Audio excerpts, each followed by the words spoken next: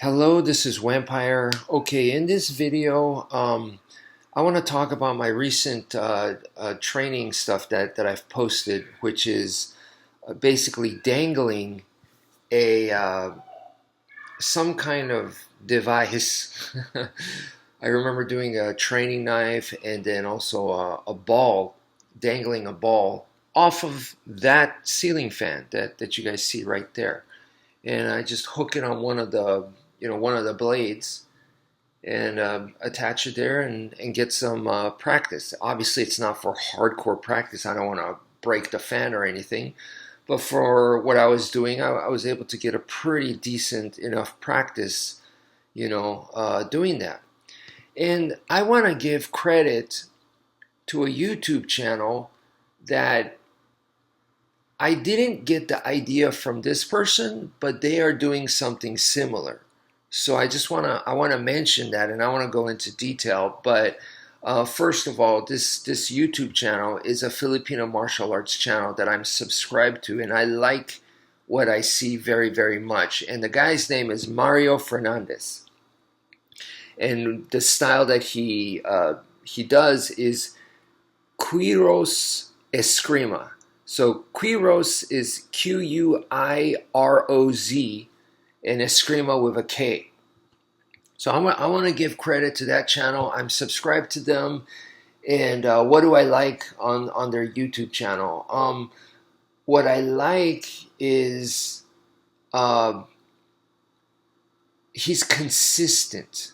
Okay, so he constantly talks about the pendulum, or he shows the pendulum. And I don't really know what exactly it is. I could guess that it is the back and forth motion like a pendulum, right? So he's using that beat, and he changes weapons a lot. So he's doing all kinds of different swords, daggers, sword and dagger, knife, stick. He's doing all kinds of stuff like that. So he's changing the weapons,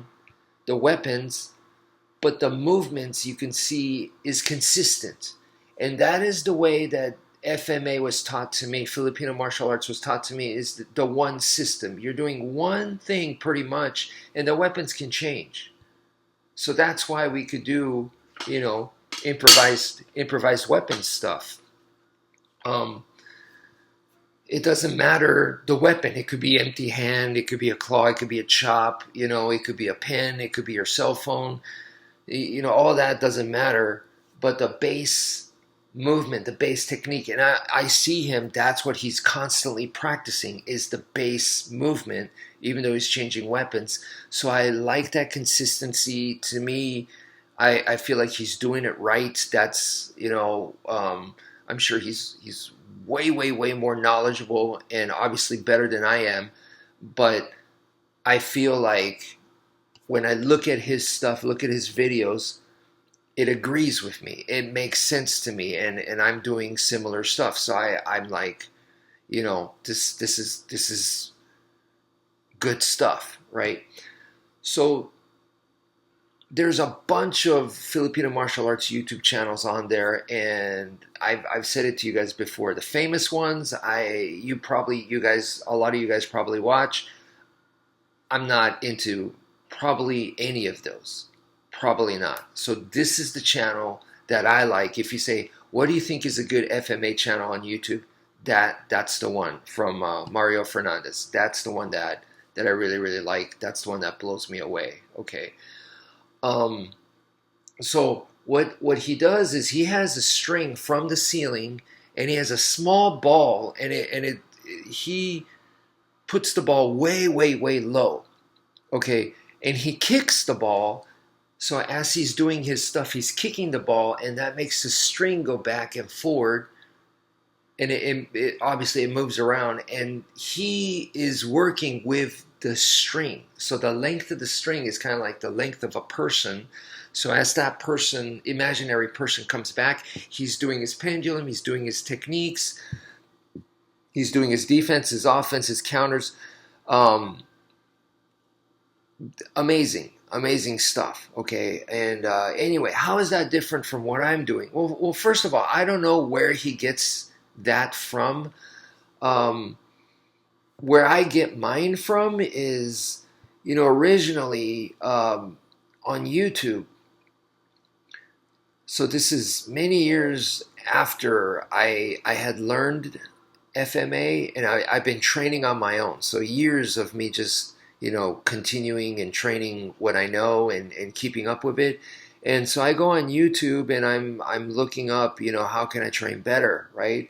And I see Filipino masters, grandmasters, the Filipinos over there in the Philippines, they're training with tires. So I go, okay, I need to do that too. It's not just about partner training, and it's not just about training in the air. I need to actually hit something. So the training on a tire is I was like, they're doing it, I need to do that. So I acquired like 5 tires at one point, big automobile tires, and I was hitting those just like those guys were, and in some cases I stacked them up, and if you have like 5 tires, it gets pretty high. So now I could just stack them up and hit it like a massive punching bag.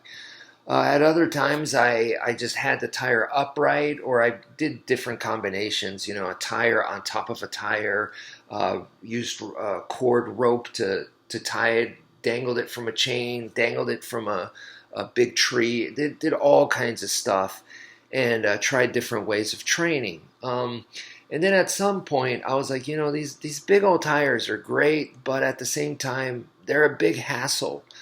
So I was like, is there something smaller? And especially, that was when I had a house. When I had a house, I was able to do that. But going back to the apartments and then constantly living in apartment life, where you're going from one apartment to the next, you just can't. It's the tires are too big. So then I thought, make it smaller. Let's work with a wheelbarrow tire. And part of that was also because when I had a house, I had a punching bag stand, and I had a punching bag, and the punching bag, is because I like Muay Thai kickboxing, I like boxing, and so to really get some more practice in that.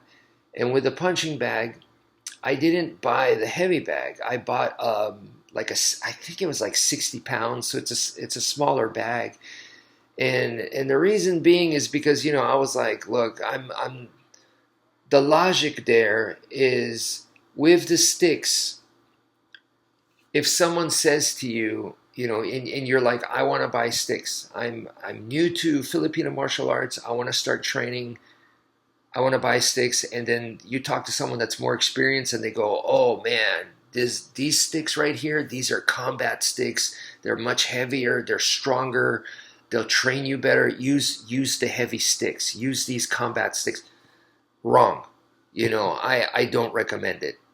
Same with the nunchucks. Are you going to use practice nunchucks that are light, or are you going to use nunchucks that are like, they can actually be used for combat? No. Go with the training ones. Okay. Why? Because you go with the combat ones, yes, they're heavier. Yes, they can train you. Yes, they're more realistic. But at first, you really just want to work on skill. You want to isolate at first. Later on, you can start adding power, speed, stamina training, actual, using full combat force. You could do all that. In the beginning, no. Obviously, for many reasons. You're just not there yet. It's too dangerous to be doing that, So in the beginning, guess what? The number of times you're using a nunchuck and you're going to hit yourself in the head is much higher than later on when you're skilled. So do you want to start with a super ultra heavy combat version nunchuck? No. And people say you'll learn faster that way because you'll learn quick not to hit yourself. That's BS. People that don't know how to train acting like they know how to train. Don't listen to that person. So the same thing with the punching bag. I figure the better I get, I could go heavier and heavier. But for right now, let me go with the 60 pound.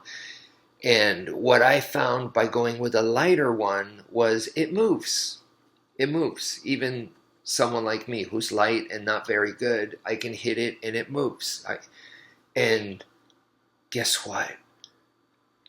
I started to realize that now, instead of just me working on my combos and hitting the punching bag, now it's interactive.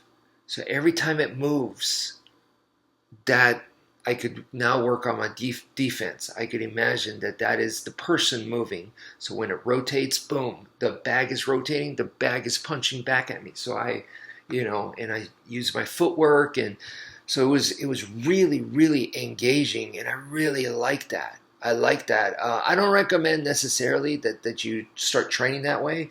Remember, even though I've only been doing it as a hobby, I have been doing it for a long, long time. Even though Muay Thai boxing is, like I said, is for me is more like a hobby, but still, I've put in many, many years. So I don't recommend you start that way, but definitely it shouldn't necessarily take decades until you could start doing that. No, I don't think so. So, start simple, but that's going to be there for you. And so when I worked, I wanted a smaller tire. When I found the wheelbarrow tire, and I was like, yeah, I think this will work. And it was like about $20, so it was cheap.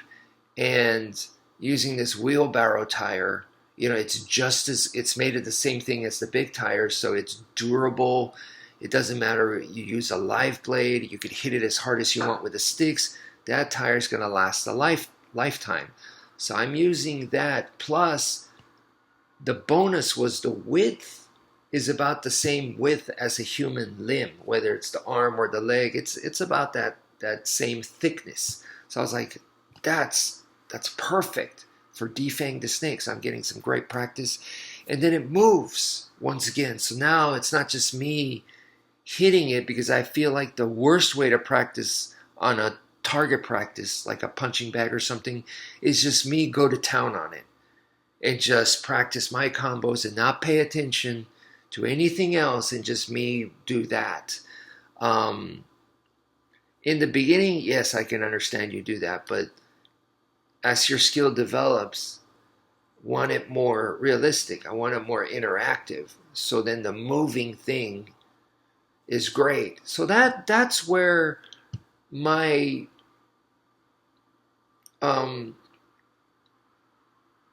my wheelbarrow tire idea comes from. Is just I was training with the tires that I saw the Filipino experts are doing that. So I was like, okay, I need to do that. And I did.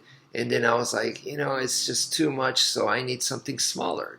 That's all it was, And that on a chain, I put it on my punching bag, hanging the wheelbarrow tire. Also outdoors on a tree branch. It works great.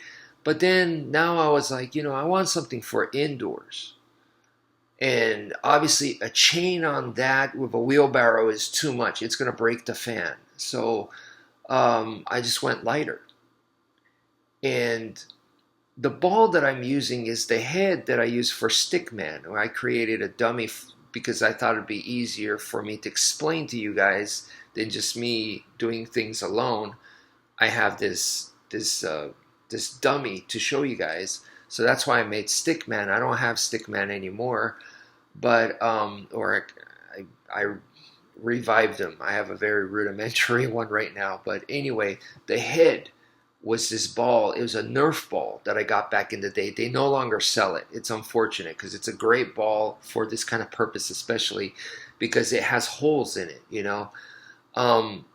So you guys are probably going to have a hard time finding that. But today, what you can find easily is go to the pet store, and they have small balls that have holes in it.